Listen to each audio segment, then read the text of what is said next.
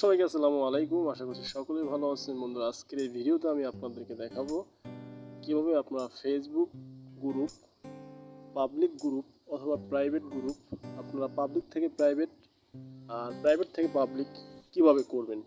তো বন্ধুরা, অনেকে আমরা গ্রুপ ইউজ করি কিন্তু আমরা এই বিষয়গুলি খুব ভালোভাবে লক্ষ্য করি না, পাবলিক কি প্রাইভেট কি। তো চলুন আজকের এই ভিডিওতে আমি আপনাদেরকে দেখাবো কিভাবে আপনারা পাবলিক গ্রুপ প্রাইভেট করবেন। তো বন্ধুরা, এর জন্য আমাদেরকে অ্যাট ফার্স্টে ফেসবুকে চলে যেতে হবে। ফেসবুকে চলে যাওয়ার পরে আমাদেরকে একটি পাবলিক গ্রুপ সিলেক্ট করতে হবে। তো আমরা থ্রি ডট মেনুতে ক্লিক করে আমরা গ্রুপে চলে যাব। এরপর গ্রুপে ক্লিক করলাম। গ্রুপে ক্লিক করার পরে একটু হচ্ছেন ইউআর গ্রুপ। এই ইউআর গ্রুপের নিচে আপনার যত গ্রুপ আছে সেগুলো দেখাবে। তো আমি একটা গ্রুপে ঢুকলাম। ঢোকার পরে বন্ধুরা, আমি এই তারার মতো আইকনটায় ক্লিক করব।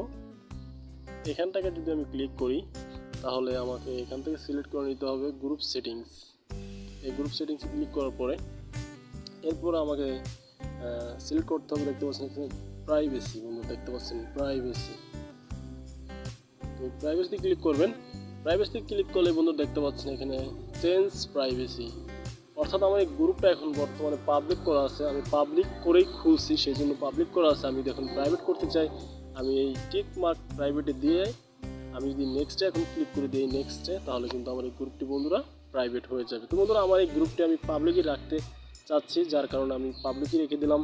তো বন্ধুরা, এইভাবে আপনারা প্রাইভেট থেকে পাবলিক, পাবলিক থেকে প্রাইভেট গ্রুপ করতে পারবেন খুব সহজেই।